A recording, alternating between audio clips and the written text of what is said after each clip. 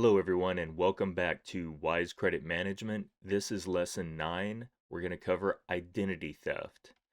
Well, one thing that I want to emphasize, anyone can have their identity stolen by anyone else. And I'm going to use myself as a personal experience and allow you to draw from what I learned and having to go through this process. We are going to give you step-by-step instructions on how to handle identity theft. So with all that being said, let's get started. And hey, if this is your first time joining us, we're so happy to have you here. This is just a short introduction and a review of the Essentials class. We have several pretty simple goals for the class. Mainly, I want you to understand the principles of wise credit management.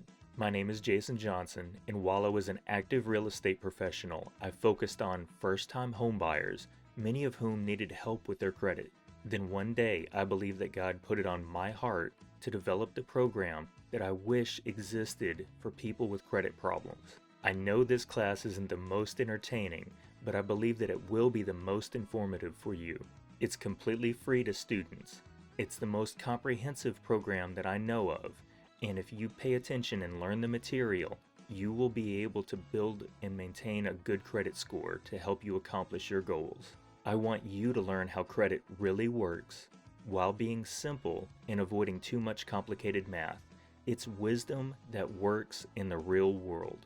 All views expressed are my own and from my experience as a former mortgage professional. Just like your accounting professor won't do your taxes for you, I can teach you how the credit system works, but I can't help you with your credit. On the other hand, what if you do need a professional to help you out? Well, we do have members that can help you. Most real estate professionals can't, or rather shouldn't, try to help you out with your credit because it's just not what they do. You don't really need to understand something as complicated as credit algorithms. You just need to know someone who can understand it. If you need help with getting a good credit score or buying a home, we have a directory of professionals who are ready, willing, and able to help. The directory also has many other types of professionals who you might need along the way. I'm not endorsing any specific company or service, but if that person lists their company on this website, you know they're willing to help you on your journey. And if you don't want to call professionals one by one to explain your situation and see if they can help, you can go to wisecreditprofessionals.com and write one time about the details of your situation, then sit back and let up to 3 of our Wise Credit professionals contact you about how they can help. I show you a lot of screenshots of other companies' websites so that you can see where the information that I get comes from, but the class is considered a new work for education and commentary purposes and therefore does not violate copyright law. Many of the screenshots that I use are directly from the company that calculates your FICO credit score and from the big 3 credit bureaus. We do offer affiliate links, and I would appreciate if you use them, but I also strongly encourage you to use the affiliate links of the other members. When you open accounts with one of these companies, you'll get your own affiliate links offering either cash payments or statement credit, which could add up to over $1,000. And you can see how easy it is to forward the link to this class as well as your own affiliate links to anyone who might need this class. And if you want to see what new opportunities are available since I created this video, you can go to the home page and click on Options and Opportunities for you. This is where you can find our directory to local professionals and not just someone on the phone offering you a rate they can't actually give you. And you can also find affiliate links to other companies that can help you along your journey. Guys, who wishes I would talk just a little bit faster and make the videos just a little bit shorter? Well, I can. Just go to your settings and adjust the playback speed. Guys, thank you so much, and with all that having been said, let's begin.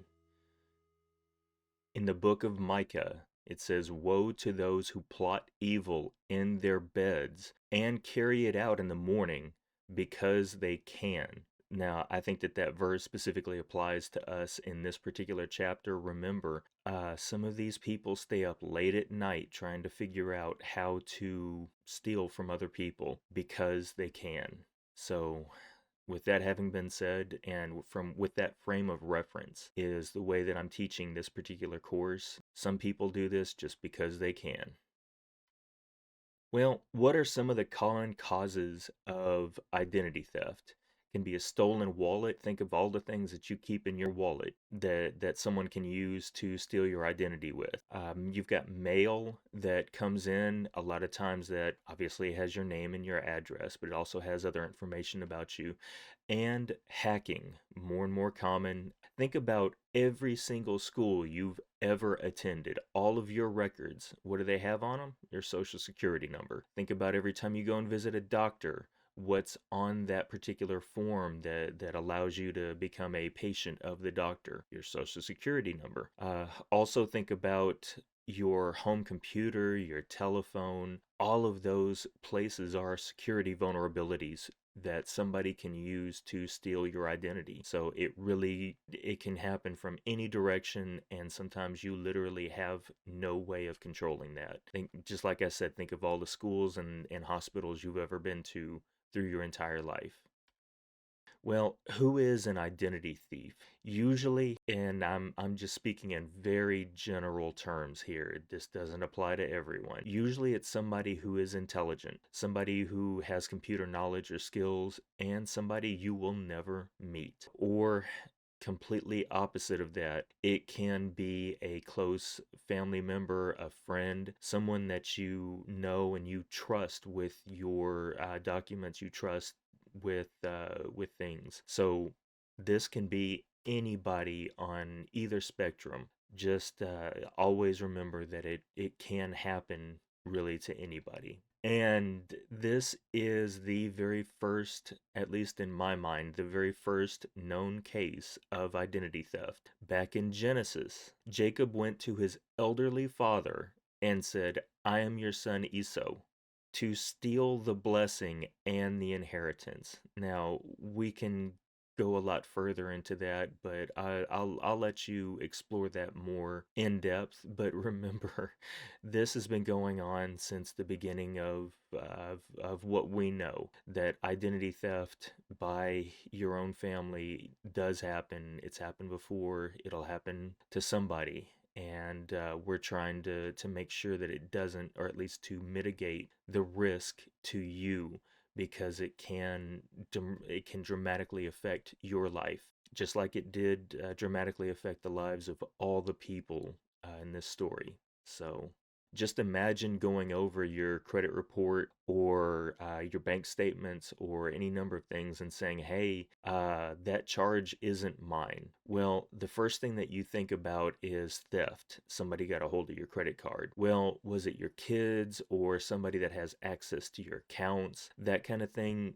Guys, this does happen, and I want to emphasize that you need to keep a close watch on your accounts, and you need to limit the people who have access to your stuff, because people that you trust may be going through something. They may have problems going on in their life that leads them to the point of taking advantage of you. So, guys, make sure that you watch your own accounts very closely, and also remember that in order, if it's somebody who stole money out of your account, you have to file police charges to get your money back. So that's something that if somebody does steal from you, you actually have to go and say, hey, my son stole this money out of my account, and tell it to the police, and the police now have a record of your son. Or you could just make sure your son doesn't have access to your account. That kind of logic is where I want to get everybody, that this can get very serious very fast if you want your money back. What are the common types of identity theft? Unauthorized use. Again, something similar to your kids taking your credit cards. Account takeover, that's really where somebody would get a hold of your banking credentials and have money taken out of that particular account. They can also open accounts, in other words, credit card accounts. They can use your information to fraudulently open a credit card account. Government ID, job, tax fraud, a lot of that gets very complex very quickly, but just think about the idea of somebody filing taxes in your name just to get your tax return information, and now all of a sudden you're in trouble with the IRS. You've got to prove to them that you didn't do it, and your refund that you were looking forward to getting is caught up in the system while you go through the entire process of filing identity theft paperwork and everything. So this can happen, and I've seen and heard of some things that are very difficult. It's just a very difficult situation to deal with. I recognize that, and like I said, I'm gonna try to help you mitigate whatever chances, whatever risks that you can reduce. Experian has a list here of the most common types of identity theft: credit card fraud, employment and tax fraud. That is the employment and tax fraud category kind of took me by surprise that it's number two. You've got phone and utilities fraud, where basically somebody starts utilities in their own name. Bank fraud, which is becoming hopefully less common because of the advanced security measures. And then you've got loan and lease fraud, where somebody goes and gets a loan or some type of car or something in their name or in your name for their benefit. So those are some common things that can happen. Now I want you to realize just exactly how common this is. Experian tells us that 1 in 20 Americans every year that are the victims of some type of identity theft. And the Federal Trade Commission reported an alarming increase in 2020, and it only got worse. So this is something that is an emerging, it's not a new problem, but it's something that continues to get worse as different technologies become more available, and there are different ways to manipulate your information for someone else's benefit. Everyone remember back in 2017, there was a data breach of Equifax. 147 million people were affected, and it was well publicized, but I'm kind of using this to articulate a point that and you can see over here in this screenshot, when I signed up to check my information, Equifax said yes. Based on the information you provided, this is my personal information. Our records indicate your personal information was impacted by this incident, and it gave me the opportunity to file a claim. I went through that entire process. I think here recently I got a check for I think that this was $20 or something like that. So guys, my information is been compromised.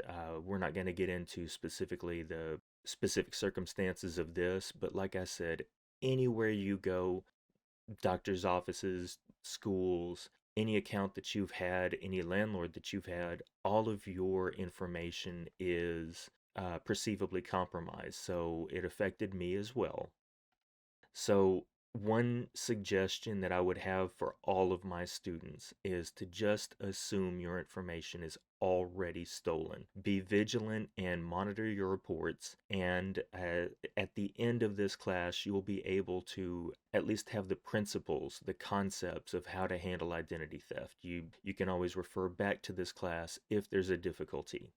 And like I said, it happened to me. There were multiple problems that first started arising, I think back in '08. I mean, this was quite a while ago before there was so much information that you could figure all this out on your own very quickly. But there were multiple accounts that weren't mine, and I actually went to the driver's license office to get my driver's license renewed and get a new picture taken. And it was kind of a dramatic scene. A buzzer buzzer all of a sudden went off and the person got up and left, and a minute later a police officer came out. I think he was highway patrol or state trooper or something. I don't remember that, but the gentleman walked up to me, smiled, and said, "Yeah, you're the wrong color." And at that point informed me that there was a warrant out for someone with my driver's license number. Well, that created a long string of incidents, but basically what it came down to is that someone who is the description of being 6'5", 375 pounds, and a black male used my driver's license number and my birth date, and apparently created their own driver's license and used that for a ticket. So I'm gonna say this, that I did not create this class to be about me. I'm using myself to articulate the point that this literally could happen to anyone, but I've been through it and I understand some of the emotions that you're going to go through, some of the difficulties that you're going to face, and I developed the way that I wish I had known to handle it back then. But I hired a lawyer. Guys, always remember that if there are charges against your driver's license number, have those charges dismissed in court. I learned the hard way not to rely on a lawyer when he says, "Oh yeah, I made a phone call and had all that taken care of." Oh, okay. Guys, I learned from personal experience, stand in front of a judge and make sure that those charges against you are dismissed. And one thing that I want to mention, it is possible, at least here in the state of Texas, to get a different driver's license number if your driver's license number has been compromised in this manner. It's possible. So if you actually need to do that, you can. Now, before, and I'm also going to mention this, before the Equifax data breach, all of that, I started to have, and for those of you who aren't completely familiar with my story, I wasn't paying attention to my particular credit reports. I wasn't monitoring those for a period of time. All of my real estate and everything that I had was paid off. I had a truck and multiple properties that were all paid off. I didn't really need credit, so I wasn't monitoring anything. Well, unbeknownst to me, during that period of time, there were utility accounts that showed up, collections. There were addresses and phone numbers that I saw later that I did not recognize. So all of this did happen to me, and unfortunately, I had to learn the hard way of how to get through it. But before it happens to you, let's start here. I want all of my students to be very aware. Like I said, this does happen, and it's terrible when it does happen. So guard your information. Does your doctor really need to know your social security number? I'm just asking the question. Okay, for medical treatment, do you need to provide someone that you don't know with your social security? Also, I've got this picture of this guy over here. Obviously, these are stock photos, but would you really want someone like this guy over here to, if this guy asked you your middle name, would you really put that in? Well, do you put your middle name into Facebook or any number of social media sites that are, I'm not saying Facebook could ever get hacked, but think of all the places that ask your middle name, credit applications, your mother's maiden name. Those are all security questions to match you with whatever account could be opened. So be very aware of who's asking for what information. It's not just your social security number. Okay, review all of your accounts regularly, your bank account, your credit card accounts, your investment accounts. Be extremely careful about any electronic information that you have out there. And as we've discussed pretty much the entire class, monitor your credit reports carefully. Now, We're going to take you through this here in a minute, but you can lock your credit reports and your consumer files, both from being checked seemingly randomly. If somebody does steal your information and try to run your information through to get a fake credit card or a lease or something like that, you can lock your credit report so that no new companies can see it. But you can also lock it from other credit bureaus, and this gets very complicated, but and it's to me it's a very difficult thing to explain to you guys. But some credit companies, some credit bureaus actually own other credit bureaus. I know it doesn't make sense, but this is the way that things are. This is our system. You can also consider using separate email accounts for your banking information. If your social media email gets compromised, it doesn't necessarily compromise your banking information email, the email that you would use to get passwords from your banking accounts. And you should always change your passwords regularly. I'm terrible at this as well. Once you've got one memorized, you don't want to go back and have to relearn another one. But that's the world that we live in, that we are vulnerable, and changing passwords will help mitigate that vulnerability. To monitor your credit reports, and we've gone through this in other classes, but guys, I've tried to make it pretty easy for you to be able to monitor not only your Experian, TransUnion, Equifax, not only monitor them for what's on there, but also instant notifications in case somebody runs your credit. If somebody runs your or if you apply for something, hopefully you've got your cell phone there, or maybe you're doing it on your cell phone, and you'll get a ping from Experian or Credit Karma saying, "Hey, somebody just applied for credit in your name. Is that you?" So I want you to be in a place where you know instantly what's going on with your credit, and monitoring is one of the best ways to do that. Also monitor with my FICO. This is really for when you're about to apply for a mortgage, but I wanted to mention they do have monitoring services, and I have this monitoring service monthly to keep track of my particular credit file. Rebecca, okay. And for those of you who don't know, I use stock photographs, and this is a hypothetical character of a young woman who doesn't know a whole lot about credit. She's just starting out. She's trying to build her credit, and as my character, I gave her a error on one of her accounts. In other words, a bad derogatory mark on one of her credit bureaus and not on the other two. Under this is a situation where to me it would be obvious that it wasn't hers. She says it's not hers, and in lesson 7 we took her through the disputing process. But I want to articulate to everyone that just because an account shows up on your credit report does not necessarily mean that it's identity theft. It could just be an error with the way that the credit reporting bureaus compile data.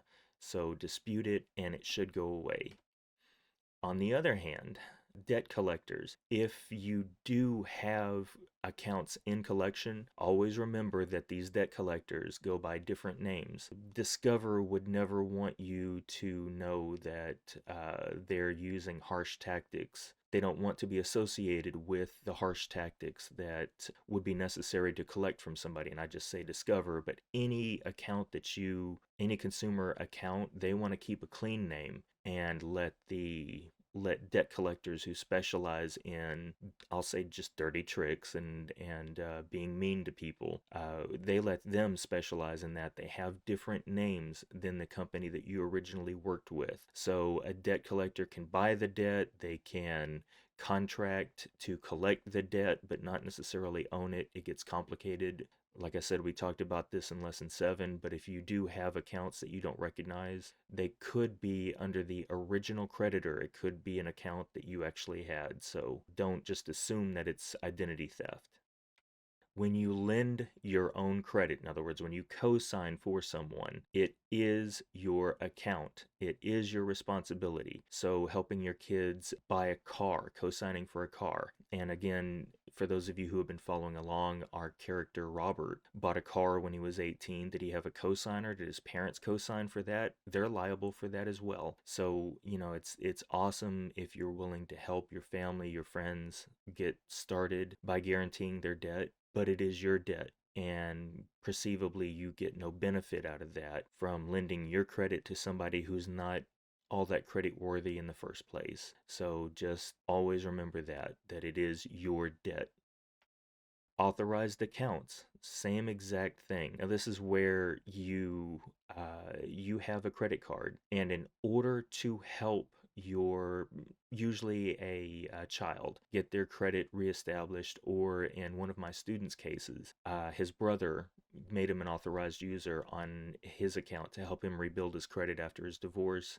Things like that are common, and it's a great act of family to help somebody get reestablished. But you're responsible. If it's your account and you make them an authorized user, you are responsible for whatever they charge on that account. And I want to make sure that you understand that from the start. You're an awesome person, but it's the money that they spend is coming out of your account. So just make sure that you know that up front.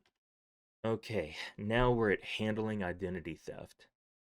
I compare it to, I'm here in Dallas. For those of you who know, reckless driving is everywhere. You can't escape it. So, and it happens when you're not looking. They're behind you, they're beside you, they're in your blind spot. And frankly, when it comes to identity theft, this isn't completely accurate, but there really are no traffic cops for identity theft. There's not a special team out there just ready and waiting saying, "Oh, we got one," like the Ghostbusters. "Oh, we've got a call. Let's go do this." No, when there is an identity theft, a case of identity theft, you are the one who is responsible to gather the documents, the evidence, and report it properly so that hopefully the police have the opportunity to stop the person. But really, oftentimes, think about the priority level of an identity theft case where somebody got a hold of your debit card. Number one, are they ever really going to be able to solve it? And, number two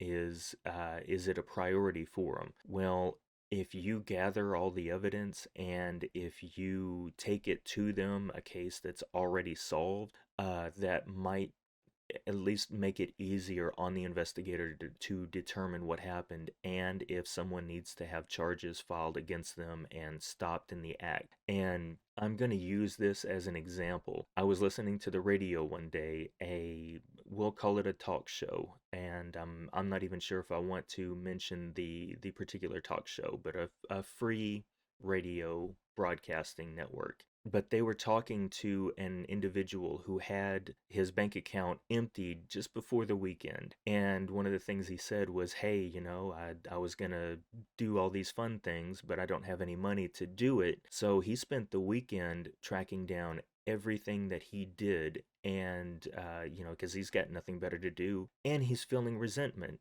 Perfectly natural. So he went through and looked at all of his bank statements, everything that he did, every place that he visited, every interaction that he had with his bank account and his debit card, and he figured out that it was a clerk at a local restaurant. And sparing you all the details of his dramatic investigation, he was able to walk up to the police with this report and the evidence in hand and say, "I'm certain it was this person at this restaurant." And he was actually able to bring the police to the place that they were willing to arrest the person, who later turned out they pled guilty to credit card or bank account theft. Whatever their story is, the details of it, he was actually able to watch the arrest of the identity thief, or the debit card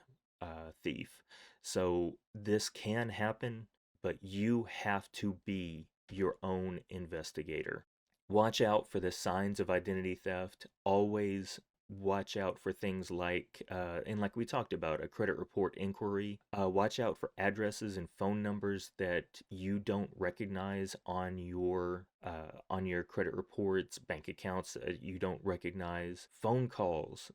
If mysteriously people start calling you, we'll talk about this in a moment. But if somebody opens a name or an account in your name but doesn't use your phone number, companies can still get a hold of your phone number. Like I said, we'll talk about that in a moment. But emails, letters from companies that you don't deal with, that you don't recognize, social security statements. If you review online your social security statements, IRS stuff that comes in that it reports a higher income than you have, or if somebody's already filed your taxes for you, you know that your identity is almost certainly compromised. How do you handle identity theft? And that's what we've been driving toward this whole class. First, acknowledge that there's a problem, and then obviously you're likely to go through quite a few emotions. I went through them myself, whether it's insecurity, fear, victimization. Anger is kind of my preset, so I got angry, but remain calm. That's one of the most important things that I can express to you. Once you figure out there's a problem, put your thinking cap on because you need the rational side of you to get your way out of it. Second, figure out how bad it is, what was affected, check all your accounts, your credit reports, and one piece of information that I think is a really good piece of advice. Consider the idea that if you lose your wallet or if somebody picks your pocket or whatever dramatic thing that happens, have a copy somewhere, maybe in a safety deposit box or whatever, of your driver's license. Have a copy of the front and back of every credit card, debit card, everything that's in your wallet. That way, if somebody does get your wallet, you've got not only your credit card number, but on the back of your credit card, you've got the telephone number to call to report that it's been stolen. So if you lose your phone, your wallet, all of that, at the very least, you can quickly get a hold of the people to stop whatever theft might be going on. Like I said, we're trying to limit the damage, but next you're going to want to notify the fraud department of all accounts that could be affected. So you're walking around, you don't think about it, but you're walking around with a debit card or with a credit card. The company that you do business with technically owns that card. Well, if it's no longer in your possession, their property has been stolen. Therefore, you need to notify them that their property is stolen. And they're going to do what they do and issue you new credit card accounts. And it could take a week to get you what you need, but and to keep going with your normal life, but you need to notify them if it could be affected, not if it has been, not if there are fraudulent charges, but if your wallet was stolen and different credit cards were in there, they need to know about that. Again, be your own investigator, be on the lookout for everything that could be going wrong. Create a file and keep detailed notes on everything that happened. This again feeds into be your own investigator. Who could have done this? Like we talked about in the example, the radio show where the gentleman spent the weekend tracking down his own identity thief. Who could have done this? Now we're going to get into the actual details of once you've calmed down and gathered all the evidence. Here's what I want you to do, and this is the proper way to do it. It's not just me. I'm not. Those of you who know, you can tell that I'm not making things up. This is what you're supposed to do. File an initial fraud alert that lasts 90 days with the credit bureaus. File an identity theft report with the FTC, and we've got that over here. You've already got an account with all the credit bureaus if you've been doing what I've been suggesting in the class. So you file an ID theft report with the FTC. Next, you're going to need to take all the documents that you have, including this ID theft report. This will get you taken seriously. Hand that to your police officer or whatever. They will take your report and give you a case number. Well, what's the case number used for? You need to give that case number from the police to all the affected parties. In other words, I am serious about this. It's not just my kid who used something and charged $100 that he shouldn't have. This is a serious issue, and I'm willing to file charges on whoever did this to get my thing to get my money back or to get the situation handled. So this is a very serious thing. Then you're going to want to dispute all fraudulent charges, accounts, inquiries. You're going to want to dispute all of that, and you've got your police case number to give somebody that you're talking to on the phone or in person that you are the victim of identity theft. They take that seriously.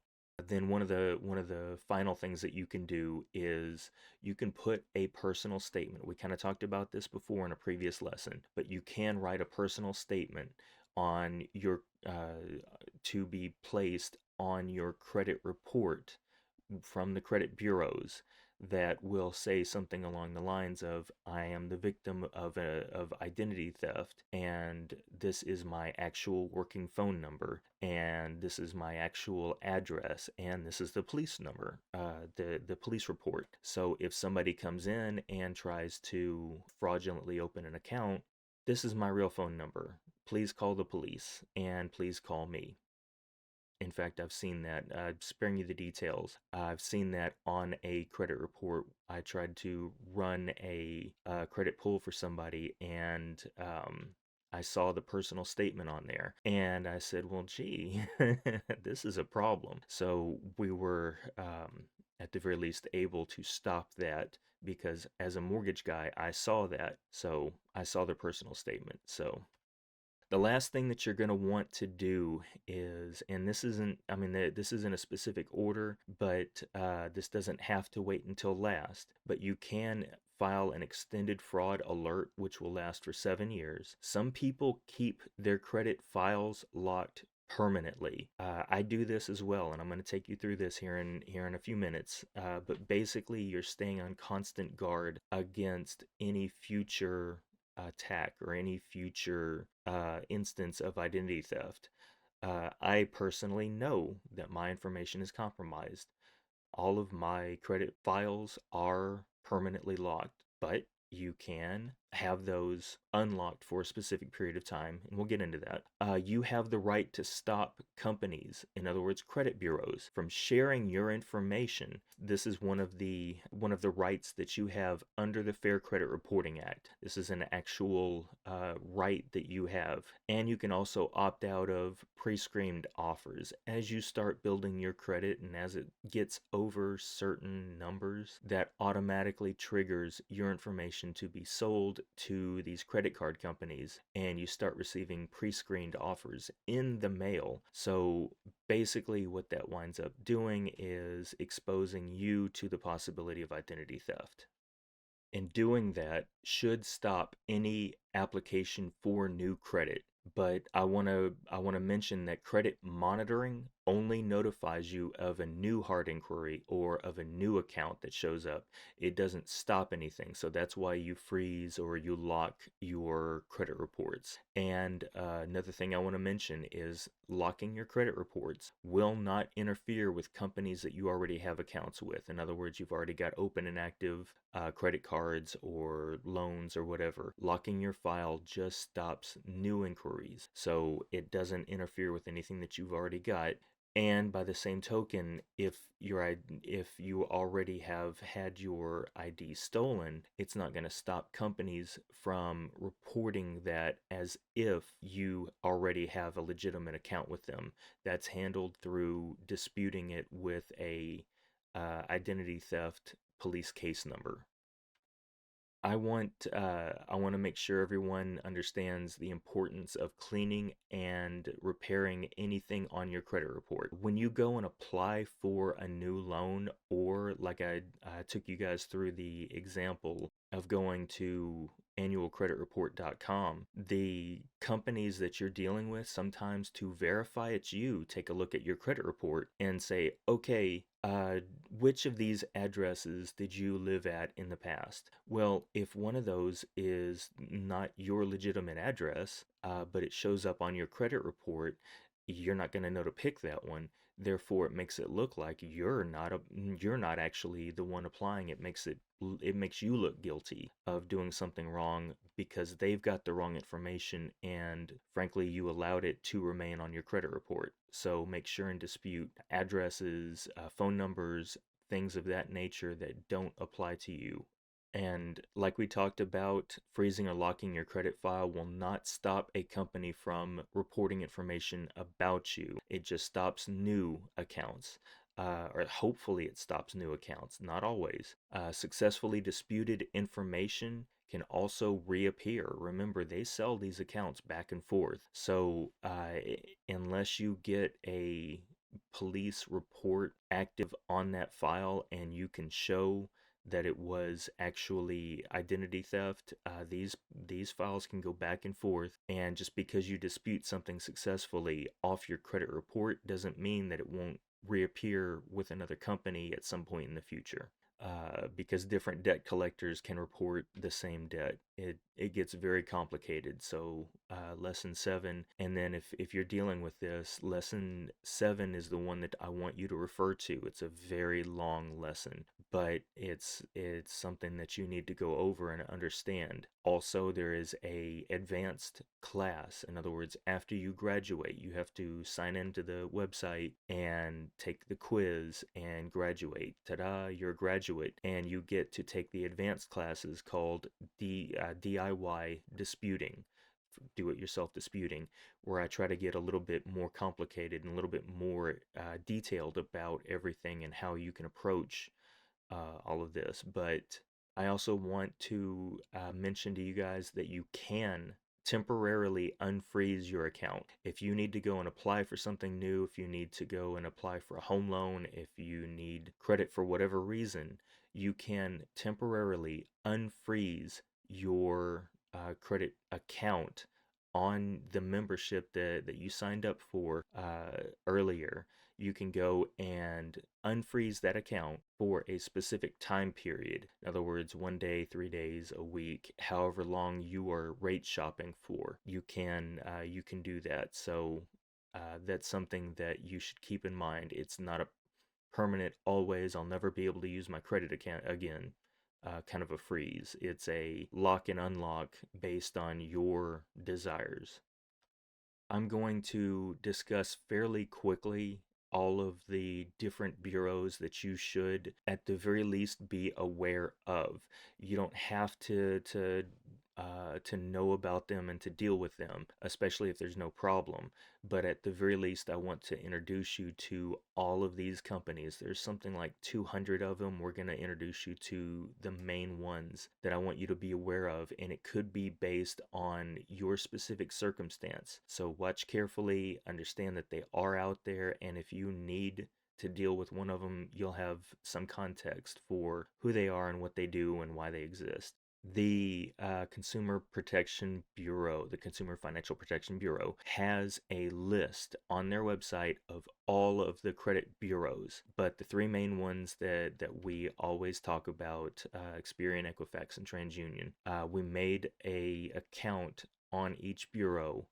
Like I said, you can do security freezes through them. This is the form for Experian. This is saying that I've unfrozen, so to speak, my account with TransUnion. And this is what happens when you log into my Equifax and you can place a freeze. It's very easy to do.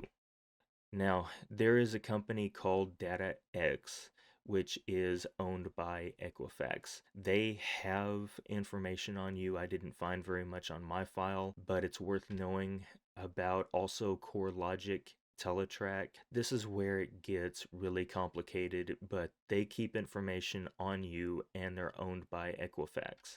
When I went to do the request for credit report with CoreLogic, their online request system didn't work. I had to call their number, and they are basically the ones, they keep track of hard inquiries with Equifax.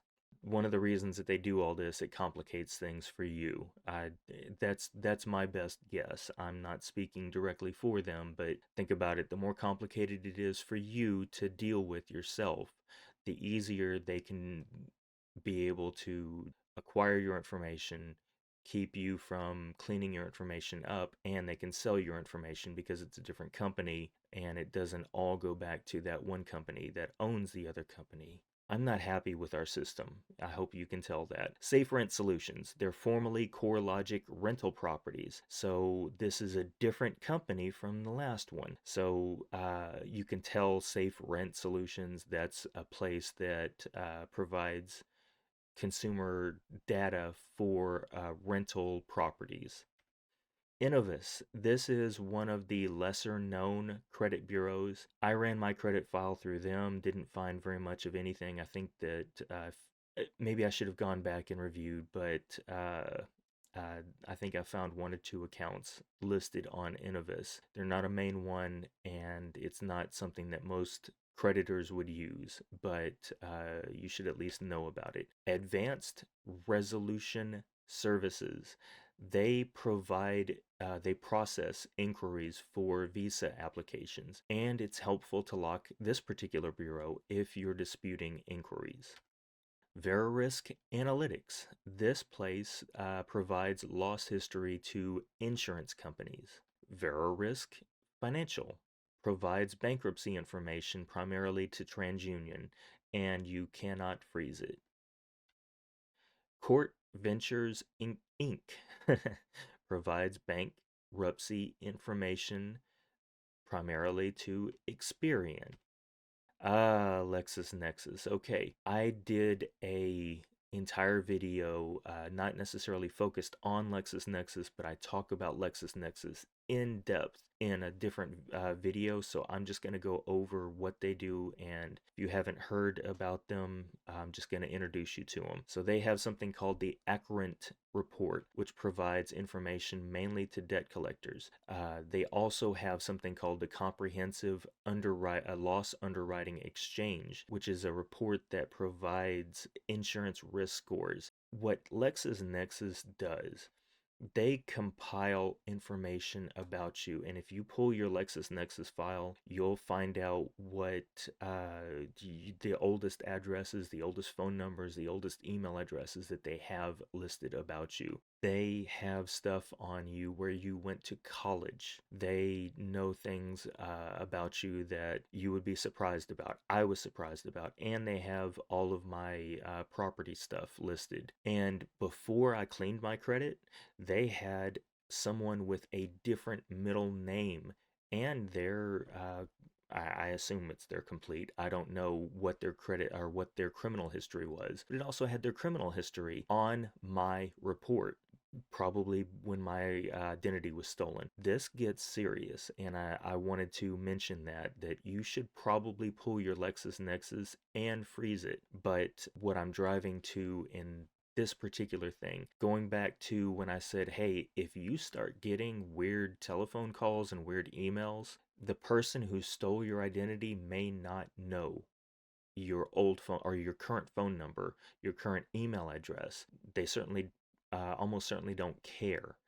But a debt collector can pull this particular file, which has all of your information that's legitimate mixed with all of your information that's not legitimate, and they start calling every telephone number that's listed for you since the beginning of time. So they can get your real phone number off of a report like this or off of your other credit reports and start calling you and harassing you about an account you know nothing about because you had nothing to do with it, and the actual identity thief didn't know your telephone number, didn't list your telephone number on that application, but the debt collector found out. They didn't bother calling you to verify any of the phone numbers until it went to collections, at which point they're doing everything they can to get in touch with you.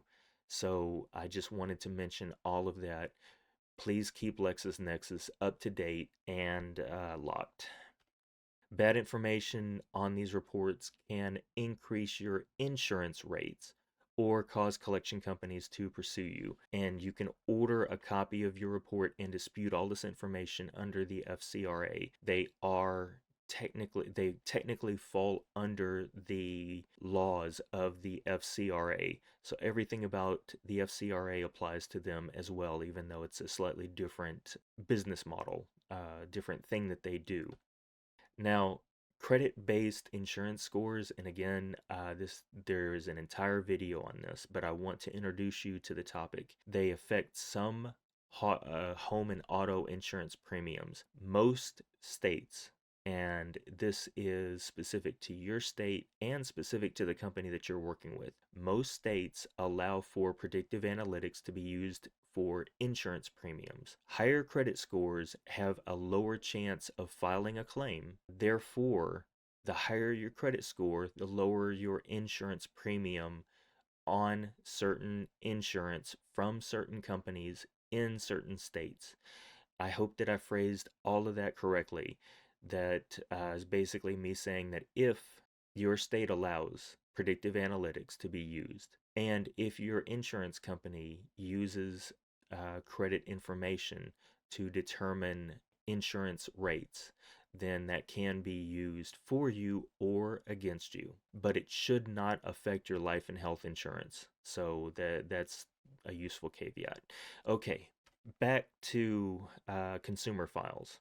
There's a government entity called PACER, Public Access to Court Electronic Records. They provide bankruptcy information and you can't freeze them. So if you're dealing with wanting to dispute a bankruptcy, or if your file was mixed with somebody else, something like that, or if you successfully disputed a bankruptcy off your credit report, and then you go to apply for a mortgage and they find your bankruptcy in the past and say, hey, you had a bankruptcy that doesn't show up on your credit report, we're going to decline your loan.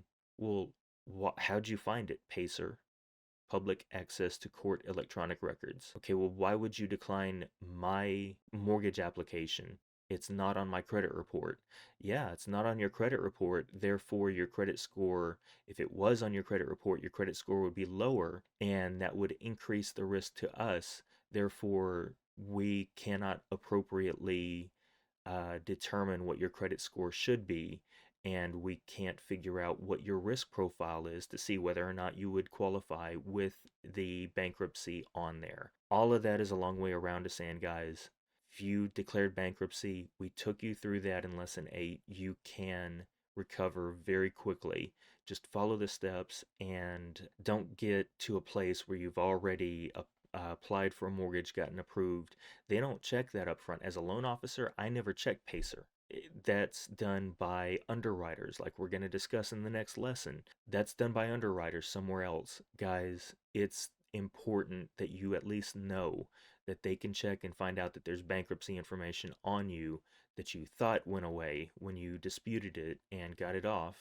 It can still mess you up. So, all of my students, at the very least, even if you get that taken off, you should know it still could come back to haunt you. Now you've got a house under contract. You've already put down the escrow amount on it. You're hoping to close. You're at the closing table. Nope, we're not willing to do that. So now you've lost the money that you put into it. Plus, you're going to lose your home. Plus, you already gave your landlord notice that you're leaving. Goodness, there's a lot of stuff going on because you didn't realize that there's a government agency called PACER. Just wanted you guys to know. Check systems. If there's problems in the past with checking accounts, they keep track of all of that. Telecheck, same thing. They monitor for bad checks. Early warning. This is a company, they own Zelle, but it helps you transfer money from one place to another. They monitor these accounts for fraud. It gets really complicated, but basically it's co-owned by several major banks, Bank of America, US Bank, Wells Fargo, etc., etc. And you can review your report, but you're not allowed to freeze it. So guys, I really hope that that gives you some insight into all of the different bureaus, all of the different functions that you could be that you might need to deal with when you're trying to clean up your credit, when you're trying to move forward with your life. So that's a good synopsis of the major credit bureaus that you might need to deal with, or the government entities that report bankruptcy information. So, guys, I really hope that that gives you a good idea of what you're dealing with. Trust the Lord with all your heart. Guys, I've done my best to relay to you not only the information that I have, but the information that I believe that God would want you to have when you're trying to make good decisions about your credit and about your family's future. So, this is my best attempt to speak so that you don't have to lean on your own understanding until you're presented with the proper information. And you know, I really take this verse to heart. Sometimes God provides people to help you when you really need it. Our professional members participate in wise credit management to serve you by doing what they do best. And remember, you can watch these videos online, but you should also find a local meeting to come and share your difficulties and also your successes. Remember, we celebrate success.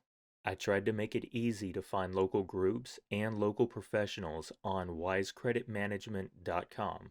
You know, back when I was younger and just starting out, in fact, it was before I became a real estate professional, I found a house that was a really good deal, so I put it under contract. It was being sold by a couple that was getting a divorce and it needed a lot of rehab work. It was a really great deal, and I had a pretty big down payment. So I went down to my bank and they actually said no. And the guy who turned me down was actually kind of rude about it. Luckily, I didn't give up and I found a different bank who would do the loan for me. But while I was building this class, I decided I wanted to make it a lot easier for you to find somebody who can help you. All you need to do is type in some details about your situation, and you can have up to 3 professionals contact you about how they can help you. So, whatever your situation is, maybe you've got a rehab that you want to do, maybe you want to get an FHA loan, but you've got bad credit. Whatever it is, you can enter some details about your situation, and we'll help you find a wise credit professional to help get you approved. Well, what if you want to find a great deal like I found, but you're not sure how to go about doing that? Well, what you need is a buyer's agent. What you should do is enter in what you're looking for, and we'll help you find a local real estate agent that can help you find the deal that you need. Just type it in, and we'll help you find a professional that'll work for you. And of course, you need insurance, but really what you want is the best coverage on your home for yourself and your family. And guys, don't be like our friend Charlie and have a major health problem without life and health insurance. Especially if you're buying a home and you have a family, please contact an agent to get yourself proper coverage. And guys, if you have to make major decisions about your retirement account, especially if you're going to withdraw money for the down payment, please talk to a certified financial planner.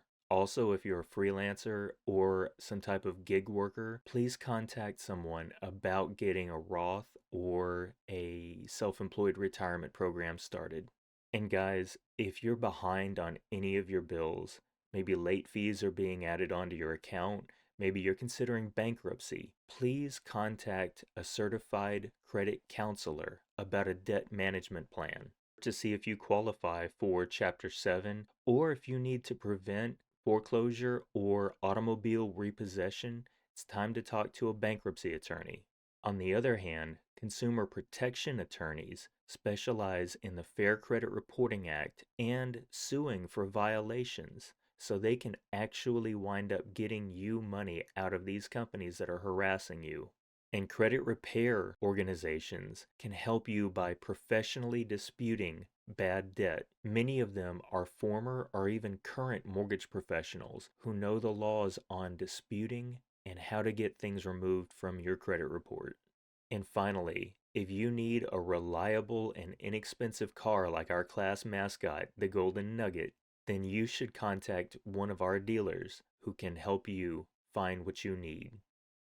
Homework. There's homework in every class, isn't there? Well, basically, what I want you to focus on this time is, are there accounts that you don't recognize? Do you monitor your accounts using the Experian and Credit Karma app? Do you keep close watch on everything that you need to watch? Because, guys, I'm here to tell you, being the victim of identity theft can really feel like a punch in the face or a punch in the stomach. It comes from out of nowhere. I mean, I feel like this picture really articulates what happens, that you're just walking along and all of a sudden, here's a fist from out of nowhere. It hurts, and I've been there. I don't want you guys to have to go through the same thing. And if you do have to go through it, you get the benefit of my experience. My lawyer didn't even know this. So make sure and be constantly vigilant. And I'll steal a line that I've heard over and over used in a military context. I'll say things that'll help, even if they're not my own. Guys, maintain a constant state of awareness. Be constantly vigilant, because this can happen, and when it does, it hurts. So that's your homework. And guys, document your journey. Especially in this particular class, you have to save everything that you get your hands on. Create a file, save all the correspondence, save your credit bureau, save any receipts, save the bank statement showing different fraudulent charges. Make a You can see over here a notepad. Anybody that you talk to, write down the company's name, the date, the time, the person you talked to, and what the context of the conversation was. You need all of that as evidence to move forward. So, guys, I hope that this really helps you if you have to go through this, or keeps you from having to go through this. Join our community. Guys, I constantly emphasize that we celebrate success. Our communities are designed to help you get through whatever you're going through and build your future. So I try to maintain a presence on the major social media networks. And obviously, if you're on YouTube, please like and subscribe. But yeah, really share your success, because it can inspire others. And speaking of inspiring others, do you know anyone who needs this? Everyone knows how to share websites on through text messages, but really, if you know somebody who needs this, go ahead and let them know about it, and maybe include, hey, this would benefit you, or conversely, they might know somebody else who needs this. So please do so. Focus on your goals and not your obstacles. Identity theft can be an incredible obstacle, but your goal is to maintain your own credit report, stay vigilant, develop the knowledge that you need to keep this from happening to you, or overcome it if it does happen to you. And a quick intro into the last lesson, homeownership. Credit for mortgage approval. Does anybody not know this slide by now? Know your mortgage FICO scores. Guys, you've got several options when you're talking about getting a mortgage. We're going to go over all of those in lesson 10. And not all of them, but most of them. And always remember that your credit scores do matter.